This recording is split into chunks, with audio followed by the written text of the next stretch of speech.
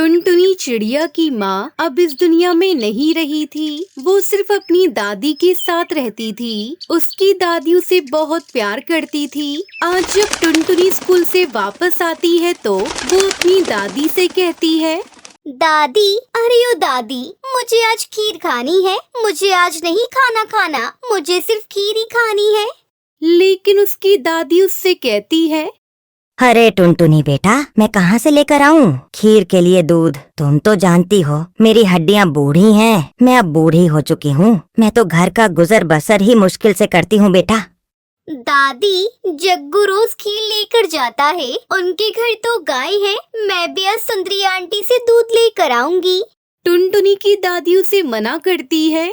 नहीं बेटा सुंदरी आंटी, तुम्हें दूध नहीं देंगी। मेरा कहा मानो तो तुम सुंदरी कौवी से दूध मांगने मत जाना। लेकिन टुनटुनी चिड़िया अपनी दादी से कहती है, दादी, मैं जरूर एक बार जरूर जाऊंगी। उनके पास 2 गाय है। अगर वो थोड़ा सा दूध मुझे दे देंगी तो क्या हो जाएगा? उसकी दादी उसे देखती रह जाती है। फिर टुनटुनी चिड़िया एक ग्लास लेकर सुंदरी कौवी की घर की तरफ उड़ जाती है। सुंदरी कौवी अपने घर के बाहर ही बैठी हुई थी। टुनटुनी चिड़िया आते ही सुंदरी कौवी से कहती है, नमस्ते सुंदरी आंटी, कैसी हैं आप? हाँ, मैं तो ठीक हूँ। तुम बताओ, ग्लास लेकर किस चक्कर में आई हो? अब क्या चाहिए तुम्हें? जब देखो कुछ न कुछ मांगने आ जाती हो मुँह उठाकर। ये बात सुनकर टुनटुनी चिड़िया कहती है, सुंदरी आंटी, मेरा खीर खाने को बहुत दिल चाह रहा है, लेकिन हमारे घर दूध नहीं है। ऊपर वाले ने आपको 2 गाय दी है। आप मुझे भी थोड़ा दूध दे दीजिए। मैं अपनी दादी से कहकर खीर बनवा लूंगी। जब जग्गू स्कूल में खीर लेकर जाता है तो मेरा भी बहुत दिल करता है खीर खाने को। सुंदरी कौवी उसकी बातें सुनकर उससे कहती है, अच्छा गरीब चिड़िया, मैं भी कहूँ, मेरा बेटा स्कूल से आकर क्यों कहता है कि माँ मेरे पेट में दर्द है। मुझे क्या पता वहाँ पर तुम जैसे नदीदे मेरे बेटे की खीर को नजर लगाते रहते हैं, इसलिए उसके पेट में दर्द होता है। चल जा, मेरे पास नहीं है कोई दूध तुम्हारे लिए। अब तुम मेरी गाय को नजर मत लगा देना। आ जाते हैं कुछ न कुछ मांगने हर वक्त। चलो जाओ यहाँ से, गरीब कहीं की चिड़िया। टुनटुनी चिड़िया सुंदरी कौवी की बातें सुनकर बहुत ज्यादा उदास होती है। वो अपने घर वापस आ जाती है। उसकी दादी उसे उदास देखकर पूछती है, क्या हुआ बेटा, नहीं दिया ना सुंदरी कौवी ने दूध? मैंने तो तुम्हें मना किया था, गरीबों का तो किसी को भी ख्याल नहीं होता बेटा। अच्छा तुम दिल छोटा मत करो, मैंने तुम्हारे लिए मीठा सूजी का हलवा बना के रखा था, तुम वह खा लो। फिर टुनटुनी चिड़िया अपनी दादी के हाथ का बनाया हुआ मीठा सूजी का हलवा खाने लगती है। अच्छा टुनटुनी बेटा, तुम हलवा खाओ, मैं अभी जंगल से होकर आती हूँ। मैं भी चलती हूँ दादी आपके साथ। फिर उसकी दादी और टुनटुनी जंगल की तरफ चली जाती है। लकड़ियाँ इकट्ठा करते करते टुनटुनी को कान में एक आवाज पड़ती है। वो पीछे मुड़कर देखती है तो उसे एक जख्मी गाय नजर आती है। वो जल्दी से गाय के पास आती है और उस गाय से कहती है, अरे तुम तो जख्मी हो, तुम चलो मेरे घर। यहाँ पास में ही मेरा घर है, मैं तुम्हें अपने घर ले जाती हूँ। ये कहकर टुनटुनी चिड़िया उसे अपने साथ अपने घर ले आती है। टुनटुनी चिड़िया अपने घर के बाहर लगे दरख्त के साथ गाय को बांध देती है। अगले दिन जब वो सुबह उठती है तो देखती है कि गाय के नीचे बहुत सारा दूध जमा था। उसकी दादी और टुनटुनी भी ये सब देखकर बहुत खुश होती है। वो जल्दी से उसके नीचे बाल्टी रख देती है। फिर वो बाल्टी से जल्दी से सारा दूध भर लेती है। टुनटुनी की दादी फिर जल्दी से अपनी टुनटुनी के लिए उस दूध में खीर बना देती है और टुनटुनी पेट भरकर खीर खाती है। वाह, ऊपर वाले क्या शान है। कल तक मेरे पास एक गिलास दूध भी नहीं था और आज तूने मुझे बाल्टी भरकर दूध दे दिया। सुंदरी कौवी को जब ये पता चलता है कि टुनटुनी चिड़िया के पास बहुत अच्छी गाय है जो उसकी 2 गाय से भी ज्यादा दूध देती है, तो वो जल्दी से उसकी गाय चुराने का मंसूबा बनाती है। वो टुनटुनी के घर आकर उससे कहती है, अरे वारी वाह टुनटुनी ओ दादी, सुना है तुम्हारी गाय तो मेरी 2 गाय से भी ज्यादा दूध देती है। मैंने सोचा मैं भी देख कर आती हूँ, आखिर तुम लोगों की लॉटरी कैसे लग गई। सुंदरी आंटी, हम गरीबों का ख्याल ऊपर वाला ही करता है। कल तक तुमने हमको एक गिलास दूध देने से भी जवाब दे दिया था, और आज देखो मैंने पेट भरकर खीर खाई है। सुंदरी कौवी सुनकर दिल ही दिल में बहुत कुढ़ती है। रात हो जाती है और सुंदरी कौवी अपने मंसूबों को मुकम्मल करने के लिए चल पड़ती है। सुंदरी कौवी टुनटुनी की गाय को अपने साथ ले जाती है। अगले दिन दादी और टुनटुनी उठते हैं तो देखते हैं कि उनके घर के बाहर उनकी गाय नहीं है। वो दोनों बहुत परेशान होते हैं। चलो दादी, सुंदरी कौवी की तरफ चलते हैं। मुझे पूरा यकीन है कि सुंदरी आंटी ने ही मेरी गाय चुराई है। उसी को मेरी गाय से बहुत ज्यादा जलन थी। फिर टुनटुनी उसकी दादी सुंदरी कौवी के घर आते हैं। वहाँ पर वो अपनी गाय को बंधा देखते हैं। सुंदरी आंटी, तुमने क्या किया? तुम्हारे पास तो 2 गाय थी, फिर भी तुमने मेरी गाय चुरा ली। तुमसे मेरी गाय भी बर्दाश्त नहीं हुई। मुझे मेरी गाय अभी के अभी वापस करो। सुंदरी कौवी सुनकर कहती है, ना भाई ना, ये तो मेरी ही गाय है, इसे मैं तुझे वापस नहीं करने वाली। रात में मेरी काली गाय के पेट में बहुत ज्यादा दर्द था। मैंने उसे पेट दर्द की दवा खिला दी, जिसके बाद दवा खाने से उसका रंग ऐसा हो गया है। अब तू जा अपनी दादी को लेकर, मैं ये गाय नहीं देने वाली, ये गाय तो मेरी है। लेकिन टुनटुनी उसकी दादी बाकी पक्षियों से कहने लगी, अरे साथियों, देखो सुंदरी आंटी ने मेरी गाय चुरा ली है, और अब देखो मेरी गाय वापस करने से वो मना कर रही है। आप लोग ही ने कुछ समझाओ। फिर बाकी पक्षियों ने भी बहुत जोर लगाया और सुंदरी कौवी से टुनटुनी की गाय वापस करने को कहा। लेकिन सुंदरी कौवी अपनी बात पर अटल थी और वो कहने लगी, ये मेरी गाय है, मेरी काली गाय का रंग दवा की वजह से ऐसा हो गया है। तभी दूसरी तरफ से सुंदरी कौवी की काली गाय आती दिखाई देती है, जिसे वो छुपाकर बांध कर आई थी। तभी टुनटुनी चिड़िया फौरन से कहती है, देखो साथियों, वो देखो सुंदरी कौवी की काली गाय तो वो आ रही है। मैं ना कहती थी कि तुम्हारी गाय नहीं है। अब जल्दी से हमारी गाय वापस कर दो, वरना तुम्हारा अंजाम अच्छा नहीं होगा। बाकी पक्षी भी टुनटुनी की दादी की हिमायत लेते हैं। फिर टुनटुनी की दादी आगे बढ़कर अपनी गाय को खोल लेती है और उसे लेकर अपनी घर की तरफ चल पड़ती है। इस तरह सुंदरी कौवी को उसके झूठ की सजा मिल जाती है और टुनटुनी चिड़िया उसकी दादी अपनी गाय के साथ खुशी खुशी रहती है। बहुत समय पहले एक जंगल में तरह तरह के पक्षी रहा करते थे, पर उन सब में केवल पिंकी चिड़िया का ही एक बड़ा सा घर था और बाकी पक्षी का कोई घर नहीं था। एक दिन पिंकी चिड़िया मनी मन खुश होकर बोलती है, इतना सुंदर घोंसला है मेरा, किसी इंद्र भवन से कम नहीं, और इतना बड़ा घोंसला तो इस जंगल में और किसी का है भी नहीं। आगे देखने से पहले आपको सिर्फ एक छोटा सा कांटा चुभ जाए तो दर्द होने लगता है, पर वो एक बाप ही है जो रोजाना अंगारों पर चलकर आपके लिए 2 वक्त की रोटी का इंतजाम करता है। तो उस प्यारे से पापा के लिए एक लाइक और सब्सक्राइब जरूर कर देना। साथ ही अपने प्यारे से पापा के लिए ये वाला इमोजी जरूर सेंड कर देना। ये सब बातें दूर डाल पर बैठी टुनटुनी चिड़िया सुन रही होती है और वो कहती है, ये पिंकी चिड़िया खुद ही अपना घोंसला देखकर मनी मन खुश हुआ करती है। ज्यादा ही घमंड है इसे अपने घोंसले पर। चलो मुझे क्या, अब हम सभी पक्षी मिलकर जंगल में पार्टी कर रहे हैं, तो इसे भी बुला लेते हैं। तभी टुनटुनी चिड़िया पिंकी चिड़िया के पास जाती है और उससे कहती है, टुनटुनी कैसी हो तुम? हाँ, मैं बहुत बढ़िया हूँ। आज जंगल के सभी पक्षियों ने मिलकर एक पार्टी करने की सोची है। तुम भी वहाँ आओगी तो हमें बहुत अच्छा लगेगा। क्या कहा, पार्टी पर? तुम सबके पास तो घर नहीं, फिर पार्टी कहाँ करने वाले हो? हाँ, ये सच है कि हम पक्षियों में से किसी को कोई घर नहीं, पर हम झाड़ियों के बीच में ही एक स्टेज लगाने वाले हैं। उसी पर हर तरह के खेल कूद करने की सोची है। क्या हुआ पिंकी, तुम क्यों हंस रही हो? रहने के लिए जिसके पास घर नहीं, उन्हें खेल कूद की जरूरत भी है। ऐसा मत बोलो पिंकी, क्या खुशियाँ वही मना सकते हैं जिनका घर हो? हाँ और नहीं तो क्या, जिसके पास घर है वही खुशियाँ मना सकता है। वैसे भी तुम जैसे गरीब पक्षियों के मुझे मुंह नहीं लगना। पिंकी चिड़िया से अपमानित होकर टुनटुनी चिड़िया रोती रोती वापस जंगल की तरफ लौट रही थी। तभी अचानक कालू कौवे ने टुनटुनी को रोता देखा और उससे रोककर पूछा, क्या हुआ टुनटुनी, तुम रो क्यों रही हो?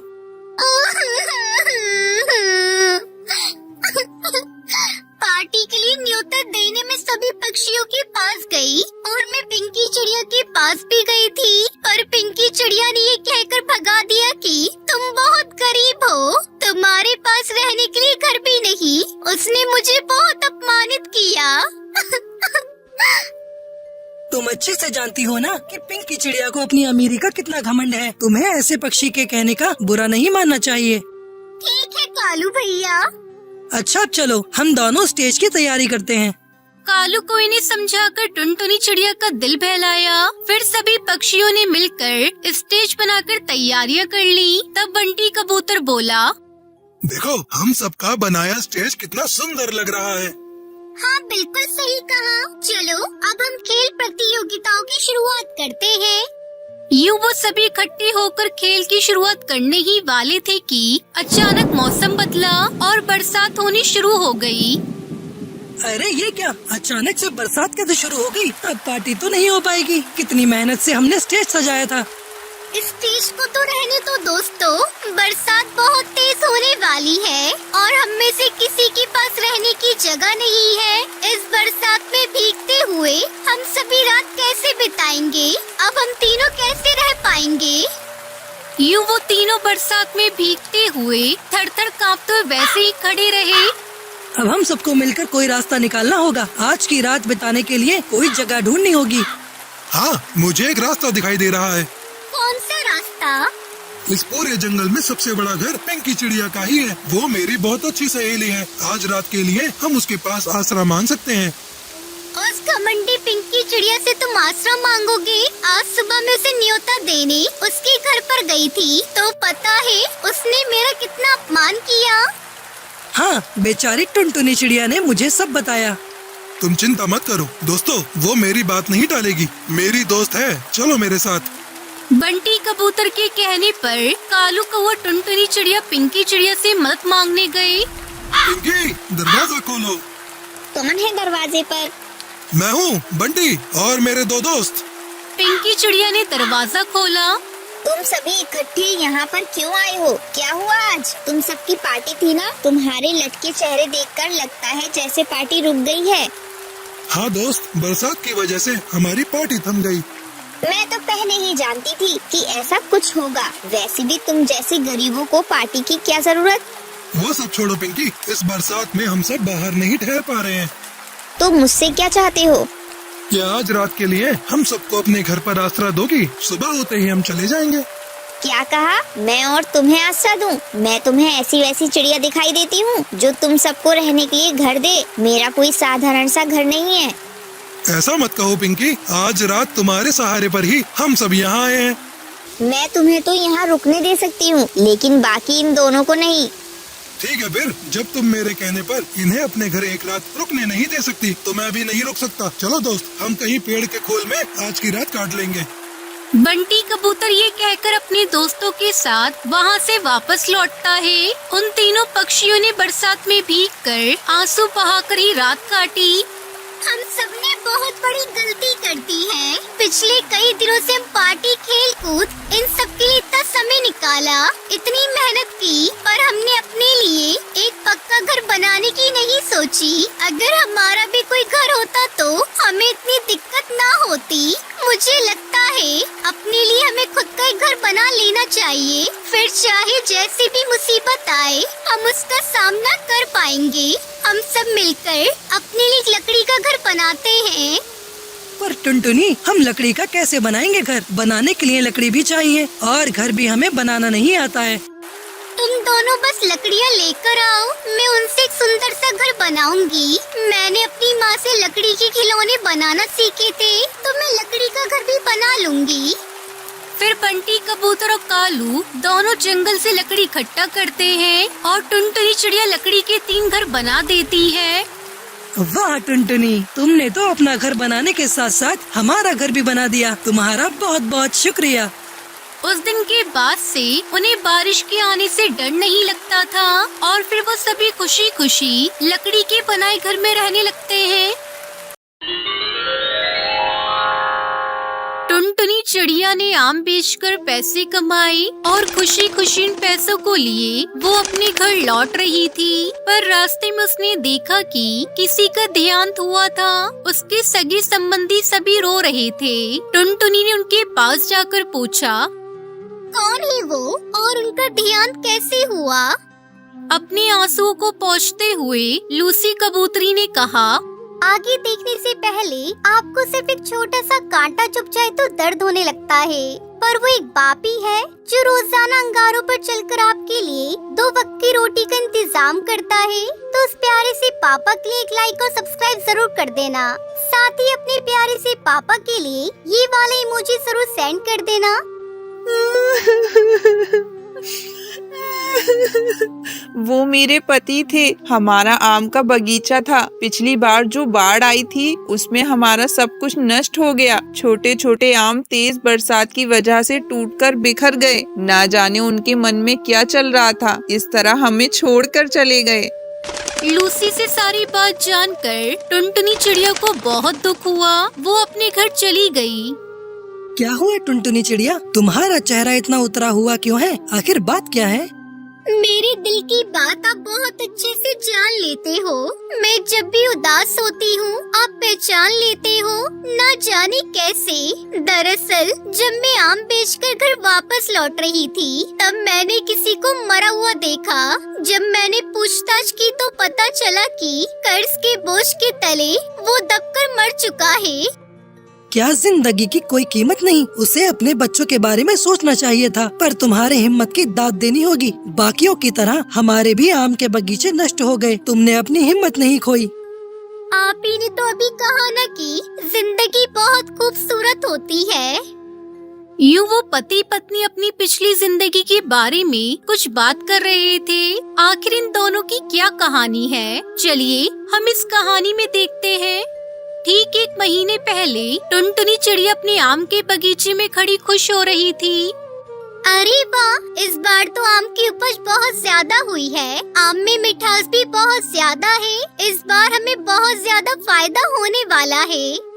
यूं ही मनी मन सोचकर टुनटुनी चिड़िया बहुत खुश हो रही थी। उसके पति और टुनटुनी चिड़िया ने मिलकर रात भर जागकर अपने बगीचे की रखवाली की। ठीक 12 बजे के समय तेज बरसात होनी शुरू हुई। वो दोनों ये देखकर घबरा गए और वहीं पर बने अपने छोटे से घर के भीतर चले गए। दोनों ये देखकर दुखी हो रहे थे। हे भगवान, आंखों के सामने सारे सपने टूटकर जड़ रहे हैं। दुखी पति पत्नी यूं ही देखे जा रहे थे। वो रात बीत गई। अगली सुबह जब बारिश थम गई थी तब उन दोनों ने अपने बिखरे हुए बगीचे की ओर देखा और फूट फूट कर रोने लगे। सब कुछ तहस नहस हो चुका था। आस पड़ोस में रहने वाले सभी पक्षी भी अपने बगीचों खेती की नष्ट होने पर रोए जा रहे थे। पहले तो टुनटुनी चिड़िया बहुत दुखी हुई, फिर हिम्मत से काम लेते हुए टुनटुनी ने अपने पति से कहा, सुनिए, अब चिंता मत कीजिए। इस नुकसान को फायदे में कैसे बदलना है मैं अच्छे से जानती हूँ। टुनटुनी चिड़िया का पति उससे आश्चर्य से देखने लगा। टुनटुनी ने तुरंत सारे झड़े हुए फलों को इकट्ठा कर टोकरी में भरा। अपंग पति को अपने ऊपर ढोकर वो उसे घर छोड़ आई। टुनटुनी की पति की समझ में कुछ नहीं आ रहा था। टुनटुनी ने कच्ची अमियों की टोकरी उठाई और बैठकर बोलने लगी, आम ले लो आम, खट्टे मीठे स्वादिष्ट आम। देसी आम ले लो, मीठे मीठे आम ले लो, बहुत ही स्वादिष्ट आम ले लो। वहाँ से गुजर रहे सभी पक्षियों को ये कुछ अजीब सा लगा, क्योंकि पहले कईयों ने इसे नहीं चखा था। वो सभी टुनटुनी के पास आए। टुनटुनी ने कच्ची अमियाँ काट कर नमक मिर्च छिड़क कर उन्हें खाने के लिए दिया। अरे वाह, खाने में तीखा तीखा खट्टा खट्टा, हमें और एक प्लेट दे देना। यूं एक के बाद एक टुनटुनी के पास कई ग्राहकों ने कच्ची अमियां खाई। सभी को भा गई थी। शाम तक टुनटुनी के सारे आम खत्म हो गए। उस दिन टुनटुनी ने बहुत पैसे कमाए थे। इस तरह टुनटुनी ने कच्चे आम का मुरब्बा, अचार, बहुत सारी ऐसी चीजें बनानी शुरू की। टुनटुनी ने अकेले ही लगातार 1 महीने तक मेहनत की। इसी विषय पर दोनों बात कर रहे थे। और अज्ञात होने पर भी तुमने हिम्मत नहीं हारी और खूब मेहनत करके तुमने फिर से सब कुछ हासिल कर लिया। और एक तरफ तुम हो और दूसरी तरफ वो हैं जो अपनी जिंदगी में आए तूफानों का सामना नहीं कर पाया और जिंदगी से ही हार मान ली। तुम्हें देखकर सभी का मनोबल बढ़ेगा। भगवान ने हम सबको एक ही जिंदगी दी है, उसे नकार कर मैं उनका अपमान नहीं कर सकती। जो मेरी जिंदगी में तूफान आया है, अगर उससे मैं डर जाऊंगी तो आने वाली जिंदगी में भगवान ने मेरे लिए जो खुशियाँ लिखी होंगी वो तो मैं देख ही नहीं पाऊंगी। इस तरह टुनटुनी चिड़िया अपना जीवन अपने अपाहिज पति कालू कौवे के साथ खुशी खुशी व्यतीत करने लगी।